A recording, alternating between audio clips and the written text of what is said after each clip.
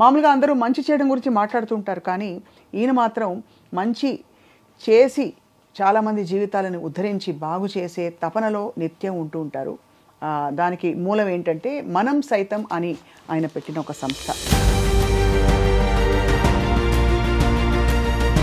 రోజు మనం సైతంతో మీకు ఏదో ఒక కనెక్షన్ ఉంటుందా సార్? ధనమూలం ఇదం జగత్ కదా.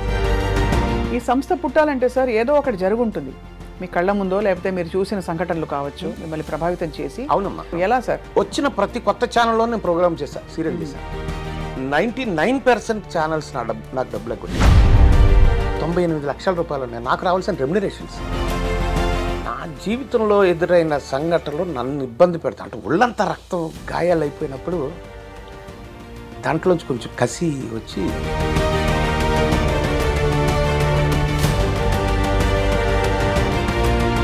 అన్న ఆలోచన మనం సైతం.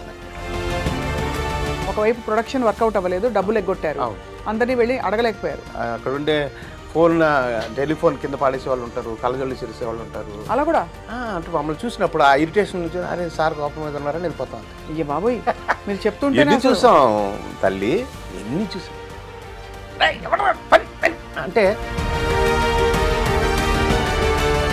ఏంటి ఈ ఫెండర్లో చూసి ఫోటోలు దిగటం డైరెక్షన్ అంటే ట్రావెల్ టూర్ ఎలా ఉంది, అదే డైరెక్షన్ అంటే.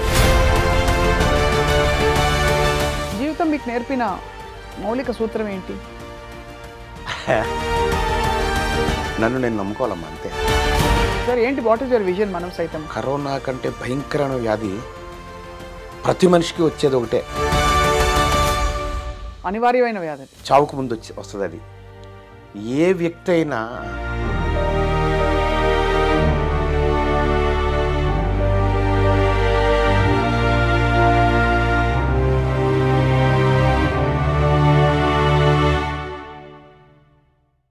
Hello and welcome to this very very special interview.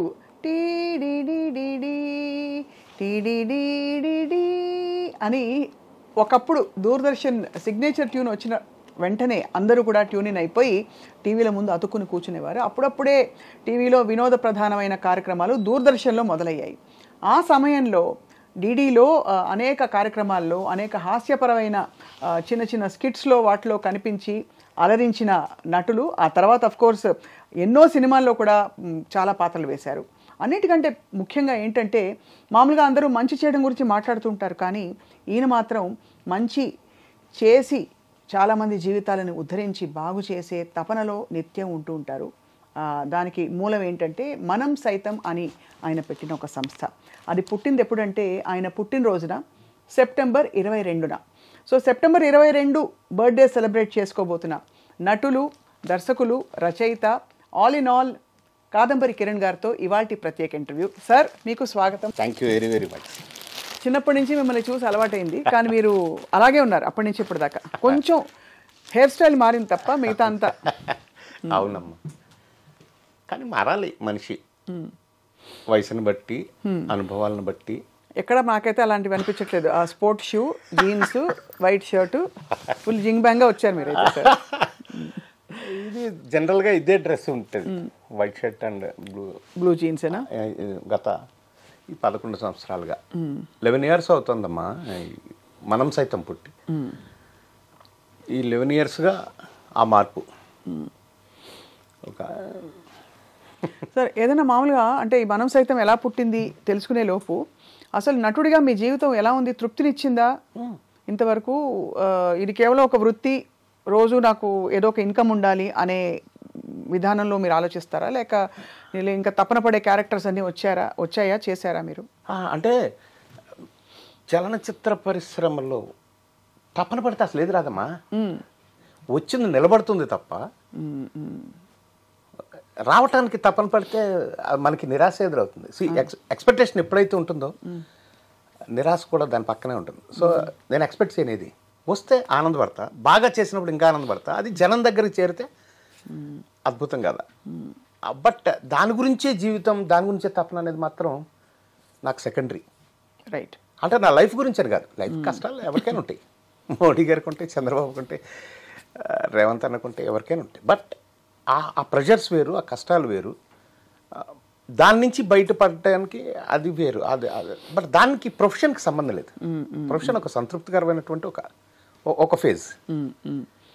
అందులో సాటిస్ఫాక్షన్ పొందాలి, అది అది ధర్మం.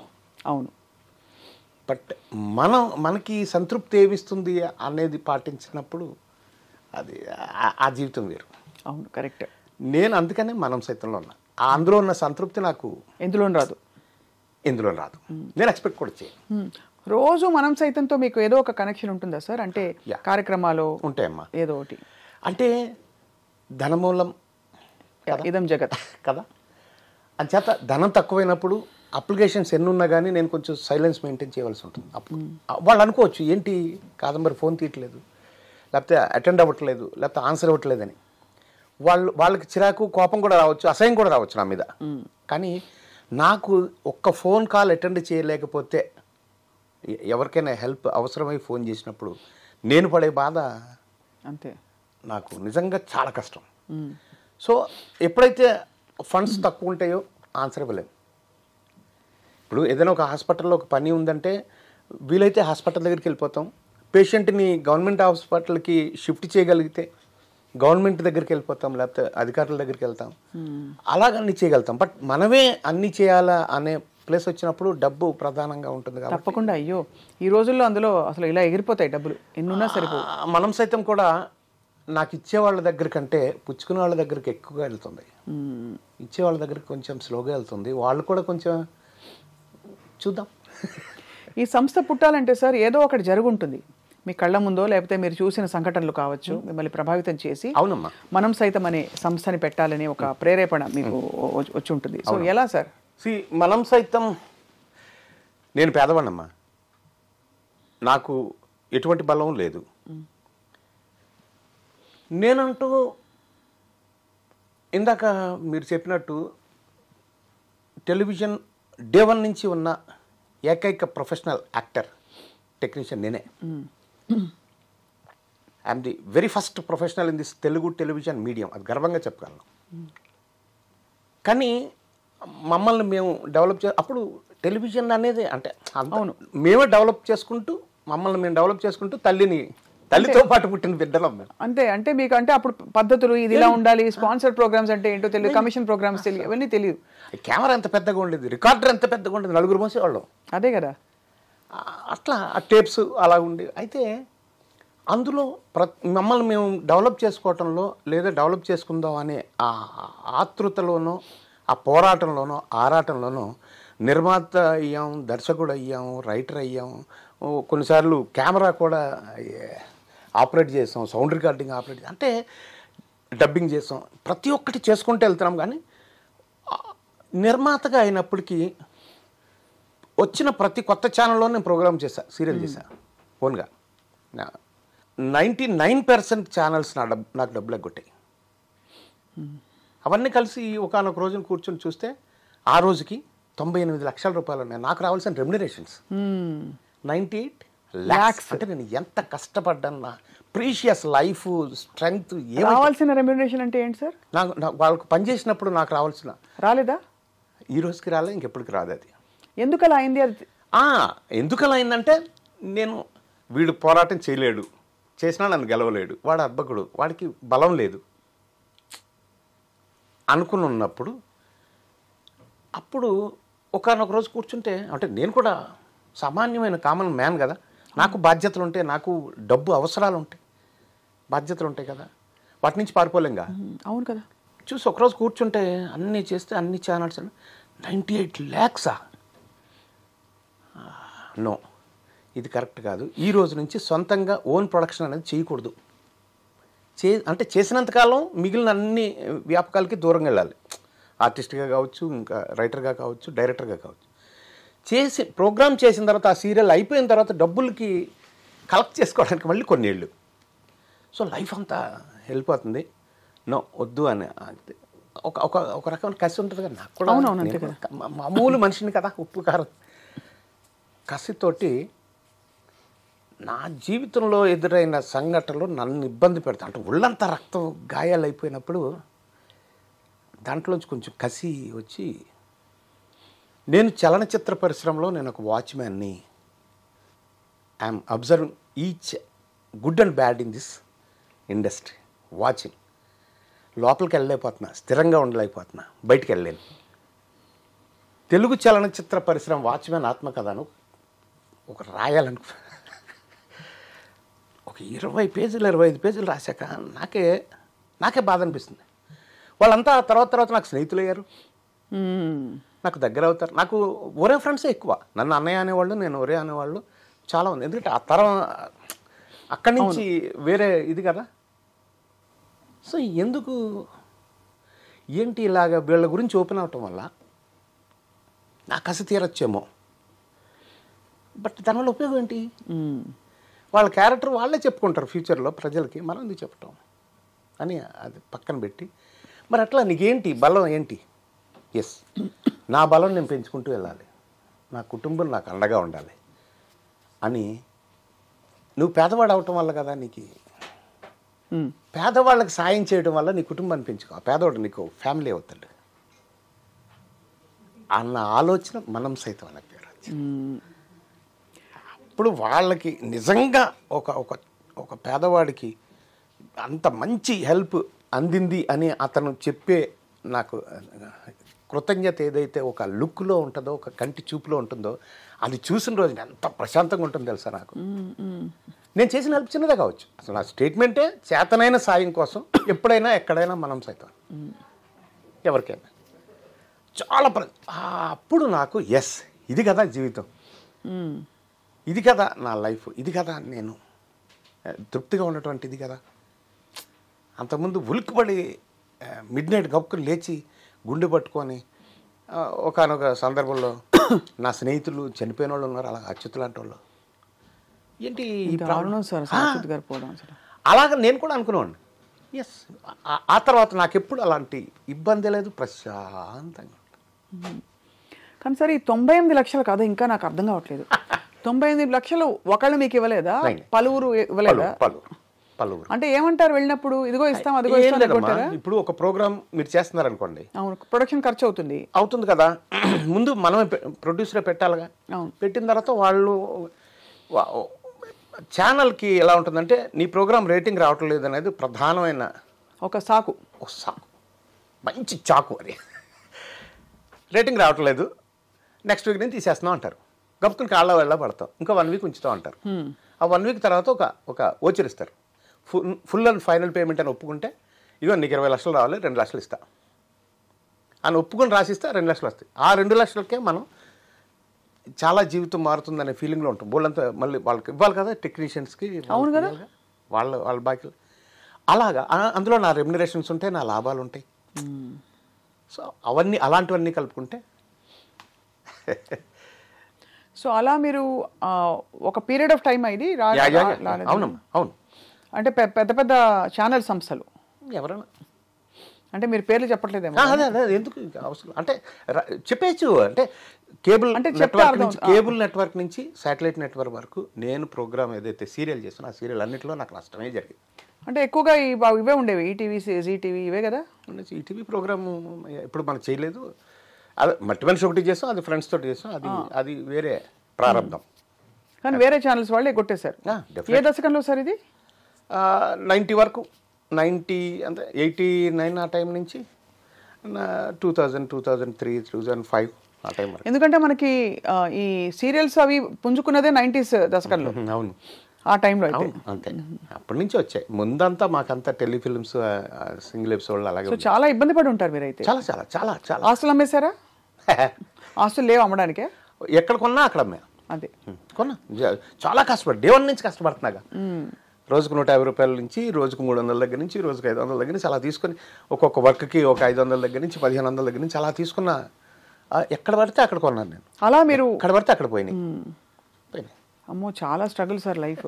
ఈ టైంలో అంతా మీకు వేరే ఆలోచన రాలేదు? మీరు అంటే ఇంకో ఫీల్డ్లోకి వెళ్దాం, ఇంకోటి ఏదైనా చూసుకుందాం, ఎట్లా వెళ్ళగలనమ్మా? ఇది ఈ కళల కన్నదే ఈ జీవితం కదా, బతుకుతున్నదే దీని గురించి. వేరే చోటుకి వెళ్ళాలంటే ఇంక మనం ఉన్నట్టే లేకపోయినట్టు. కరెక్టే. ఎట్లా వెళ్ళగలుగుతాం? ఉంటే ఇలాగే ఉండాలి, బతకాలి, లేదంటే వేస్ట్ అనిపిస్తుంది. అవును, నేను చాలా తక్కువ టైం నేను జాబ్ చేసింది, అది కూడా రిపోర్టర్గా పనిచేసింది. ఈనాడు పనిచేశాను, అంతకుముందు పల్లకీలో పనిచేశాను. దట్ చాలు, చాలా తక్కువ టైం. ఈ నెలలో పనిచేస్తున్నాను. టెలివిజన్లో ఏదో ప్రోగ్రామ్ వస్తే అట్లు రామారావు ఉండేవారు మాకు హెడ్. ఆయన టీవీలో పనిచేయడానికి లేదు అని మెమో ఇచ్చారు నాకు. నేను కాగితం తీసుకుని రిజిగ్నేషన్ ఇచ్చేసి స్వీట్లు పెట్టి వస్తే నాకు అదే ఇష్టం సార్, జాబ్ వద్దు సార్, అంతే. చాలా తక్కువ టైం. సో ఇప్పుడు మనం సైతం సంస్థ పెట్టాక సార్ అసలు వాట్ ఈస్ ద నేచర్? ఎవరెవరికైనా సాయం చేయాలంటే ఎలాంటి సాయాలు? ఆర్థిక సాయం ఒకటి. అవునమ్మా, అన్నీ అమ్మా. అట్లే ఎలా అంటే నన్ను అడిగే వాళ్ళని బట్టి, ఇప్పుడు సపోజ్ మొన్న ఒక సినిమా ఇండస్ట్రీలో ఒక కాస్ట్యూమరు అతను ఇంట్లో పడిపోయాడు, తలకు దెబ్బ తగిలింది, ఏదో హాస్పిటల్లో జాయిన్ చేశారు. జాయిన్ చేస్తే అక్కడ వాళ్ళు తట్టుకోలేకపోతున్నారు ఫ్యామిలీ, ఒక ఆడపిల్ల భార్య. ఏం చేయాలి? వెంటనే ప్రభుత్వ అధికారులతోటి పొంగులేటి గారిని వాళ్ళ టీంతోటి మాట్లాడి నిమ్స్లో ఒక బెడ్ ఖాళీ చేయించి, నిమ్స్లో 32 బెడ్లు ఉంటాయమ్మా 31 రాష్ట్రాలకి. అదే ఉంది. సో అక్కడైతేనే సీఎం రిలీఫ్ ఫండ్ నుంచి మనం ఏమైనా తెచ్చుకోవచ్చు, వాళ్ళ దగ్గర నుంచి ఏదైనా లెటర్ తేవచ్చు, ఏదైనా మాట చెప్పించవచ్చు.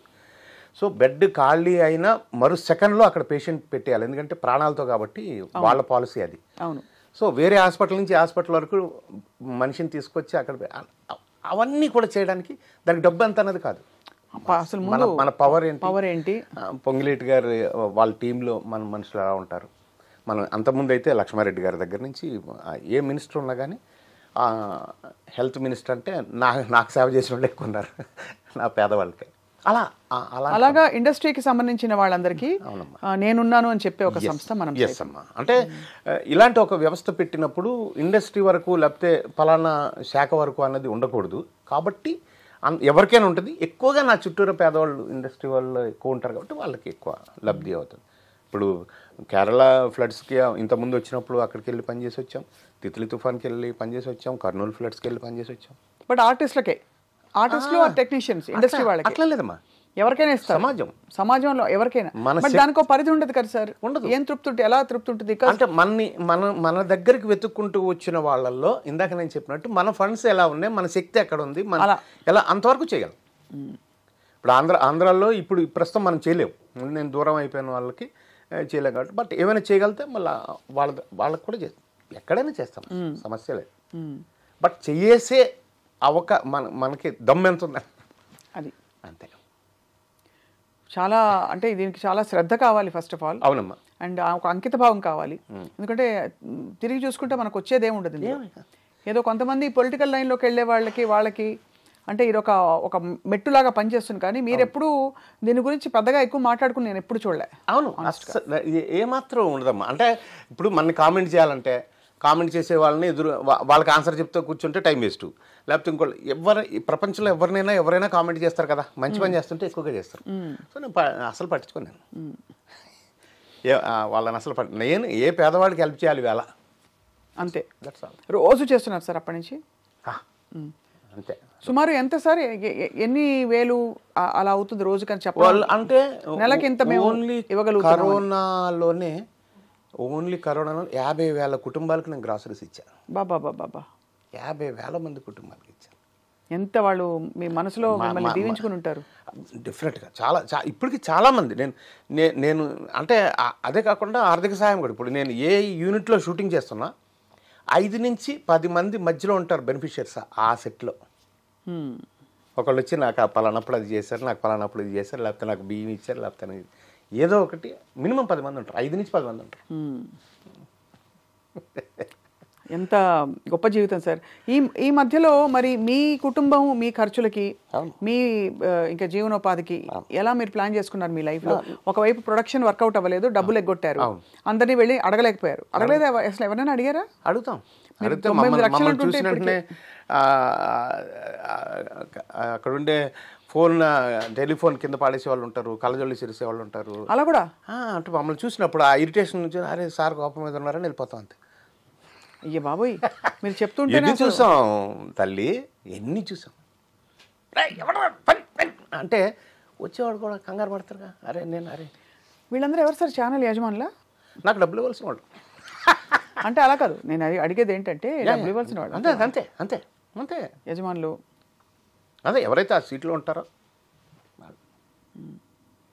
ఇవ్వమని చెప్పేశారా? ఇంకా లేదు, ఫుల్ అండ్ ఫైనల్ పేమెంట్ రాసేసాం కదా. అంతే ఎంత అలా రాసే ముందు ఈ సీన్స్ అన్నీ ఉంటాయి అన్నమాట. ఓహో.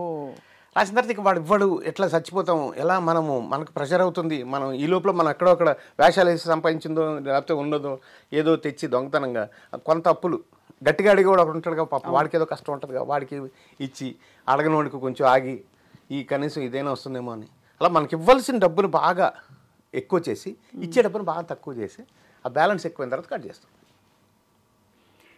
ఇవన్నీ ఒకవైపు అయితే మీకు యాక్టింగ్లో కూడా రెమ్యునరేషన్స్ ఎగ్గొట్టడం ఉంటాయి. మ్యాక్సిమం ఉండవు, ఒకటో రెండు ఉంటాయి, మ్యాక్సిమం ఉండవు. ఎందుకంటే రాను వచ్చిన తర్వాత ఇక నాకు ఒక మేనేజర్ గారు ఓ పెద్ద ఆయన ఉంటారు, ఆయన కలెక్ట్ చేసుకుంటాడు, కొంచెం అది ఇబ్బంది లేదు, అదే భక్తి. మీరు చేస్తున్న ఈ మనం సైతము మీ ఈ తోటి సినిమా పరిశ్రమ మిత్రులు కానీ పెద్దవాళ్ళు కానీ అగ్ర హీరోలు కానీ అగ్ర దర్శకులు కానీ వాళ్ళు ఏమంటారు సార్ మిమ్మల్ని? చాలా చాలా మంచి బాగా సపోర్ట్ చేస్తారమ్మా. ఇప్పుడు వివి వినాయక్ గారు, కొరటాల శివ గారు, ఇలాంటి డైరెక్టర్సు, అనిల్ రావిపూడి, వక్కంత వంశీ, ఇలా రామ్ జోగేశ్ శాస్త్రి గారు, ఇలాంటి వాళ్ళు పిలిచి నాకు నా అకౌంట్లో డబ్బులు వేసి, ఇక నీ అకౌంట్లో డబ్బులు వేసాను, నువ్వు ఇది పంచు, ఇలా చెయ్యి, ఇలా కష్టం చెయ్యి, నీకు చేరితే బాగా చేరుతుంది పేదవాడికి అని అలా. చిరంజీవి గారు కూడా ఇంటికి పిలిచి ఒకసారి 2 లక్షల రూపాయలు ఇచ్చారు నాకు. ఎంత? 2 lakhs ఇచ్చారు, ఇంటికి పిలిచి ఇచ్చారు. ఎప్పుడు చాలా కాలం, ఒక 7 years అవుతుంది అట్లా. వాళ్ళంతా అలా చేసిన వాళ్ళే, బన్నీవాస్ గారు కానీ అలాంటి వాళ్ళంతా అలా పెద్దవాళ్ళ సపోర్ట్ ఉంటుంది. చదలవాడ శ్రీనివాసరావు చాలా మంది అలా అంటే ఇప్పుడు సడన్గా చెప్పలేకపోవచ్చు, బట్ అదే అర్థమైంది. అంటే వాళ్ళ వైఖరి ఎలా ఉంటుందని సపోర్ట్ ఉంటుంది. రాను ఏంటంటే వాళ్ళకి కూడా ఒత్తిళ్ళు ఉంటాయి కదా, వాళ్ళ తాలూకు మనుషులకు వాళ్ళు చేయటం. ఇప్పుడు జనరల్గా ఏమవుతుందంటే, ఇప్పుడు నువ్వు ఉన్నావమ్మా, నీకు మేకప్ వేసేవాళ్ళు, నీ అసిస్టెంట్లో, నీ కార్ డ్రైవరు, మీ ఇంట్లో పని చేసేవాళ్ళు, నీకు అసిస్టెంట్స్, వాళ్ళని సేవ్ చేయడానికి ఒక స్టార్ ఎవరైనా చూసుకుంటారు. నాకు అలా కాదుగా, నాకు వచ్చిన వాళ్ళంతా నా ఫ్యామిలీ అని, పేదవాళ్ళే నా ఫ్యామిలీ అని చెప్పే మనిషిని కదా. అవును. సో వాళ్ళు అందులోనే ఉండిపోతారు, నాకు ఆ పరిధులు లేవు. చాలా అసలు స్ట్రగుల్స్తో కూడిన సక్సెస్ఫుల్ జీవితం ఇది. అవునమ్మా. అంటే ఎందుకంటే సక్సెస్ఫుల్ బికాజ్ ఇంతమంది జీవితాలు మీరు తాకారు కాబట్టి, తాకుతున్నారు, ఇంకా కంటిన్యూ అవుతుందని చెప్పి. సో మీ నటన జీవితం ఎలా కొనసాగింది సార్? మీరు వెతుక్కోకుండా రోల్స్ వస్తున్నాయా మీకు? వెతుక్కోకుండానే ఉంటాం. ఎప్పుడైనా అడిగితే రాదమ్మా. మీరు ఏది అడిగి రాలేదు? ఏదైనా సరే, ఏ అవకాశమైనా సినిమా ఇండస్ట్రీలో అడిగితే రాదు. కానీ ఇంతమంది నటులలో అందులో మీరు వేసే క్యారెక్టర్స్లో ఆ స్లాట్లో చాలా మంది ఉంటారు. కాదంబరి కిరణ్ గారు వాళ్ళ మనసులో తట్టాలి వెంటనే స్ఫురించాలంటే మీరు ఎలా తట్టిన వాడికే కదా నేను వెళ్ళి పనిచేసేది, దాంతో సాటిస్ఫై అయిపోవడమే అంతే. ఇప్పుడు నేను ఒక మంచి వేషం చేస్తాను అనుకోమా, అది ఆల్రెడీ ఇప్పుడు ఒక స్క్రిప్ట్ రాసే రైటరు, ఆ రైటర్ చుట్టూరా ఉండే టీము, ఒక అసిస్టెంట్ డైరెక్టర్స్ వాళ్ళందరి టీము, ఒక మేనేజర్స్ వాళ్ళందరి టీము, డైరెక్టర్ ప్రొడ్యూసర్ దగ్గర వీళ్ళందరూ ఉంటారుగా. అవును. వాళ్ళందరూ రెగ్యులర్గా అన్ని సినిమాలు చూస్తుంటారు. నేను రెగ్యులర్గా ఇప్పటికీ ఇండస్ట్రీలో ఉన్నాగా, నా సమకాలీకులు చాలామంది ఇళ్లలో ఉండిపోయారు, కొంతమంది చచ్చిపోయారు. బట్ నేను అలా కాదు, ఈ రోజుకి నేను పని చేస్తూనే ఉన్నా. ఇప్పుడు నాకు 5-6 సినిమాలు చేతిలో ఉన్నాయి, 6 సినిమాలు ఉన్నాయి చేస్తాను. 6 సినిమాలు అంటే నెలకి ఆల్మోస్ట్ ఒక 15-20 days బిజీ. మీరు 10 days అయితే ఈజీగా ఉంటుంది. 10 days 10 days ఈజీ. మీరు అత్యంత స్ట్రగుల్ పడిన సమయం, ఈ 98 లక్షల కథ నాకు ఇంకా అసలు బుర్రకెక్కట్లేదు, బాగా నాకు కూడా కోపంగా ఉంది, నాకే అన్ని విసిరేయాలి ఉంది మీరు అంటే మీకు అంతమంది ఎగొట్టారంటే it is not easy. First of all sir, డబ్బులు పోగొట్టుకోవడం ఒకటి, రెండోది మనం ఇంత కోల్పోయాము, మనని ఇంతమంది మోసం చేస్తారనే ఫీలింగ్ ఎవరు తట్టుకోలేరు. అవును, ఆ కసి, నేను అదే ఆ కసిలోంచి నన్ను మోసం చేసిన వాడిని ఇంకా ప్రేమగా పలకరిస్తాను నేను ఇప్పుడు. నన్ను ఎవడైతే ఇంకా వాళ్ళు ఉన్నారు కదా, నేను ఇంకా బతికే ఉన్నాగా, మీరు ఓకే వాళ్ళు వచ్చి ఉంటారు. నేను అదే చెప్పాను ఇందాక, రాసినప్పుడు కొంతమంది ఒరే ఫ్రెండ్సే, కొంతమంది ఇంకోటి వాళ్ళైనా, లేకపోతే అవకాశాలలో నన్ను అవమానాలు చేసినా ఏం చేసినా కానీ. ఇప్పుడు నేను మధ్యలో ఒక మంచి ప్రోగ్రామ్ చేస్తా ఉన్నప్పుడు నాకు ఫిల్మ్ డైరెక్షన్ అవకాశం వచ్చింది, అది నేను ప్రమోషన్ అనుకున్నా. నేలమించి వచ్చాము, ఫస్ట్ ఫ్లోర్ టెలివిజన్ ఉంది, సెకండ్ ఫ్లోర్ ఫిల్మ్ వచ్చింది, సెకండ్ ఫ్లోర్ వరకు వచ్చాం కాబట్టి పడితే ఫస్ట్ ఫ్లోర్లో కదా పడతాం, ఏం పర్లేదులే అని చేశా. కానీ సెకండ్ ఫ్లోర్ నుంచి పడితే భూమి ఆకర్షణ శక్తికి పాతాళానికి పోతామని తెలియదు మనకి, పడిపోవడం జరిగింది. అప్పుడు నీలాంటి ఫ్రెండ్స్ ఎవరైనా దగ్గర నన్ను గుర్తుపడతారు, లేకపోతే నాకు గౌరవిస్తారు, నన్ను అభిమానిస్తారు అనే వాళ్ళ దగ్గరికి వెళ్ళి, అరే నాన్న వేషంరా, అరే ఊరే అనలేం అవతల. అలాంటప్పుడు ఏంటి ఈ ఫెండర్లో చూసి ఫోటోలు దిగటం డైరెక్షన్ అంటే ఆ ట్రాలీ చుట్టూరు ఎలా ఉండదు అదే డైరెక్షన్ అంటే ఎక్సెక్కాలు చేసిన వాళ్ళు కూడా ఉన్నారు. బాధపడాలి తప్పదు, అంచేత వెళ్ళలేము. అందుకనే ఈ ఒరే అనే పదానికి ఇండస్ట్రీలో డార్లింగ్ అనే మాటను కనిపెట్టింది నేను, కనిపెట్టడం ఇన్ ద సెన్స్ వాడుకలో పెట్టింది నేను. అంటే మరీ ఒరే అని అలా అసహ్యంగా ఇప్పుడు నా దగ్గర పనిచేసిన పిల్లలు 26 మంది ఫిల్మ్ డైరెక్టర్లు ఈరోజు ఉన్నారు నా దగ్గర అసిస్టెంట్లుగా పనిచేసిన పిల్లలు. వీళ్ళల్లో కొంతమంది కోట్లు తీసుకుంటున్న వాళ్ళు కూడా కొంతమంది ఉన్నారు. కానీ మీకు జరగలేదు అన్యాయం? నేను వెళ్ళి ఒరే అనలేను, నన్ను ఒరే అంటాడేమో అతను భయం. అతని ఆ భయానికి ఎందుకు అతను అలాగ ఉండని అని మనం వెళ్ళి డార్లింగ్ అనే మాట కనిపెట్టి నా అసిస్టెంట్లకి లేకపోతే నేను ఎవరికైతే సర్వీసులు చేశానో హెల్పే చేశానో వాళ్ళందరినీ ఆ డార్లింగ్ అని పిలవటం వల్ల అలాగల్లి అది చివరికి పూరి దాన్ని ఓన్ చేసుకొని డార్లింగ్ అని అతనికి మన ప్రభాస్ చేసి అదే ప్రభాస్ గారి డార్లింగ్.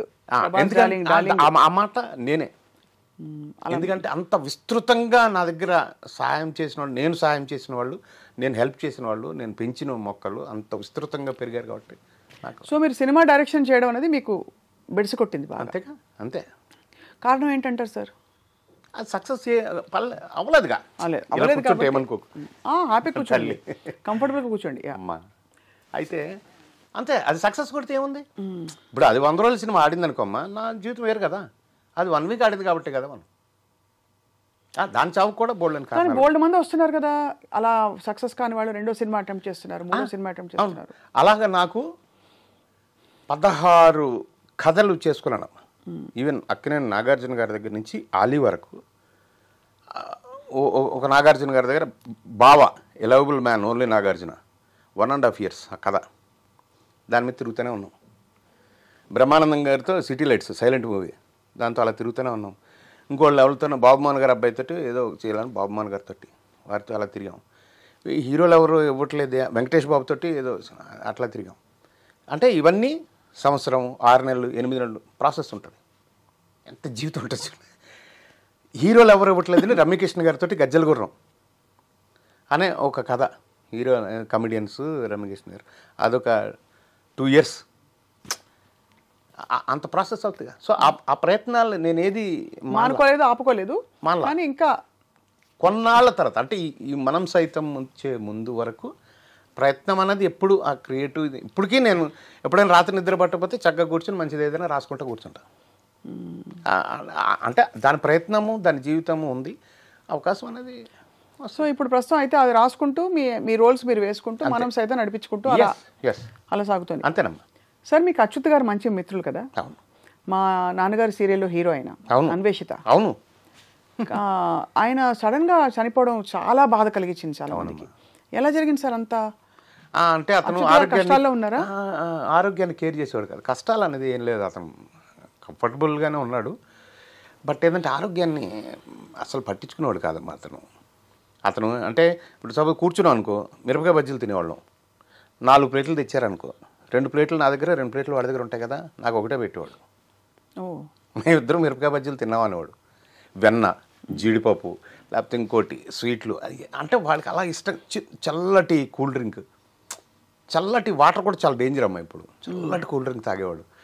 అట్లా ప్రెషర్స్ ఉంటాయి కదా. అతను వినైల్ ప్రింటింగ్ ఒక కంపెనీ ఏదో అనుకున్నాడు ఫ్రెండ్ తోటి, న్యూజివీడ్ అతను.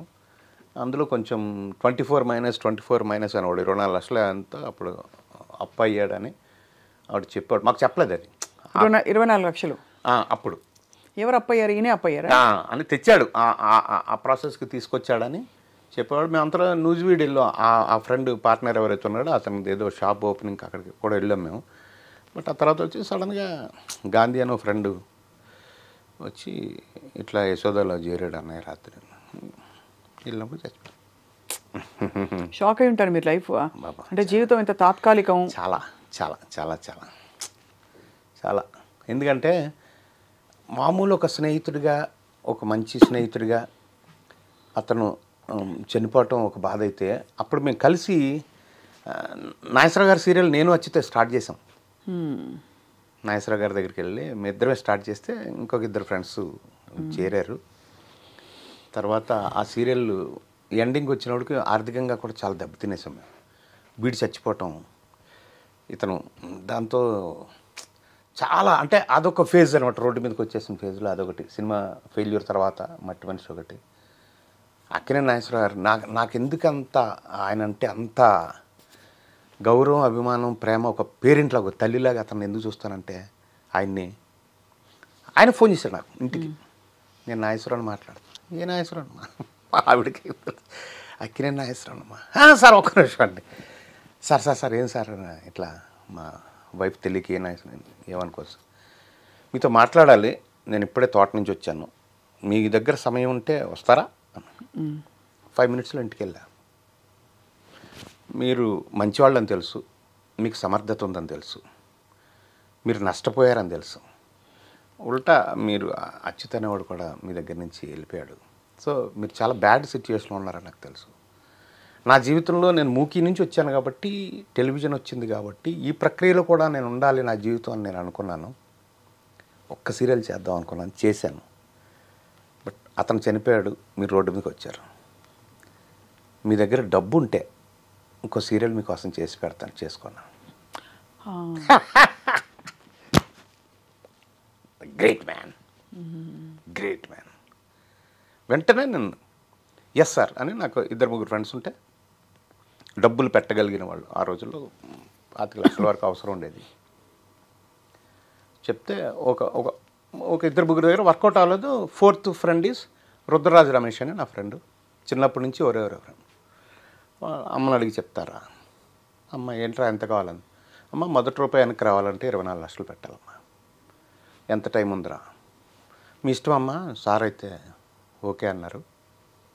సరేరా 15 రోజుల్లో అని ఓ బ్యాంక్ అకౌంట్ ఓపెన్ చేసి 15 రోజుల్లో 24 లక్షలు వేసిన. అప్పుడు ఆయన నన్ను నిలబెట్టడానికి ఫస్ట్ చెక్, మేము ఏదైతే అంతమంది చాలా బ్యాడ్ ఎక్స్పీరియన్స్లు ఉన్నాయి ఆయనకి. ఫస్ట్ ఏం చేశాను, 2 లక్షల రూపాయలు చెక్ ఇచ్చాను ఆయనకి. చారి గారని స్టూడియోలో ఉంటారుగా, ఆయన ఏదో ఫోన్ చేశారని ఈయన మళ్ళీ ఫోన్ చేశారు నాకు, నాగేశ్వరరావు మీకు జస్ట్ ఇన్ఫర్మేషను, ఇది కంప్లైంట్ కాదు, మీ మీద డౌట్ కాదు, మీ అనుమానం కాదు, ఇది చెప్తా ఉన్నాను.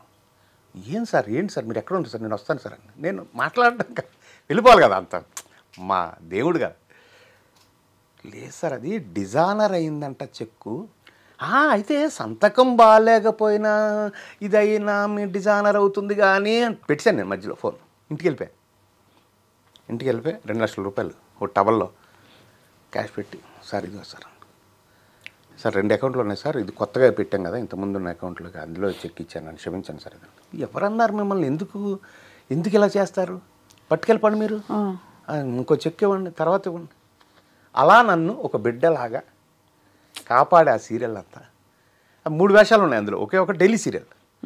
మ్యూజిక్ కూడా ఆయన దగ్గర నుండి చేయించుకున్నారు, టైటిల్ కూడా ఆయనే పెట్టారు. కాస్ట్యూమ్స్ నేను అమెరికా వెళ్ళినప్పుడు జీన్స్, టీషర్ట్లు, కలజోళ్ళు అవి వాడుతూ ఉంటాను.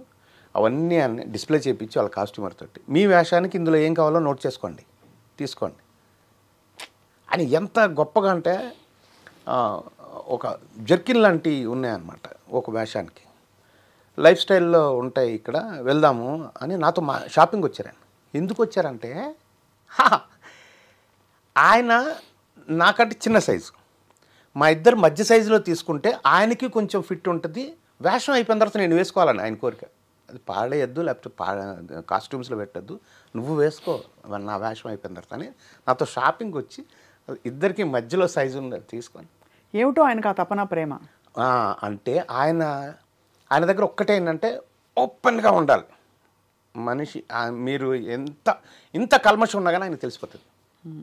మాస్క్ ఉందంటే మాత్రం ఆయన ఎంత దూరం నుంచైనా మనిషిని గుర్తుపెడతారు. సార్ నాకు ఇది సార్, నా మనసు ఇది సార్, ప్రతి ఒక్కటి ఆయనతో చెప్పేసుకుంటే, అందులో స్వచ్ఛత మాత్రం ఉంటే ఆయన ప్రాణానికి ప్రాణంగా చూస్తాడు. నాకు టిఫిన్ పెడితే చట్నీ వేసేవారు ఆయన వాళ్ళ ఇంట్లో, అంత క్లోజ్. దాన్ని ఏంటో నా మీద నమ్మకం అంతే. లాస్ట్ 6-7 months ఆయన్ని కలిసిన వాళ్ళు చాలా తక్కువ, నేను ఒక్కడే కలిసి everyday. He was taking treatment కదా సార్ అప్పుడు? చావుకు ముందు. చచ్చిపోతాడని ఆయనకి తెలుసు, మాకు తెలుసు. ఆయనకి ఆయన అనౌన్స్ చేశారుగా. అదే, బట్ ఆయన అంటే ఏమనేవారు? ఏముందండి, మనం హీరోలు కదా, అలాగే పోతామని. ఆయన హార్ట్ అటాక్ తోటి పోతానని అనుకునేవారు ఎప్పుడు. నేను ఎప్పుడు అంతే అనేవాడు. కానీ క్యాన్సర్ అనేది ఆయనకి అదే చాలా పాపం.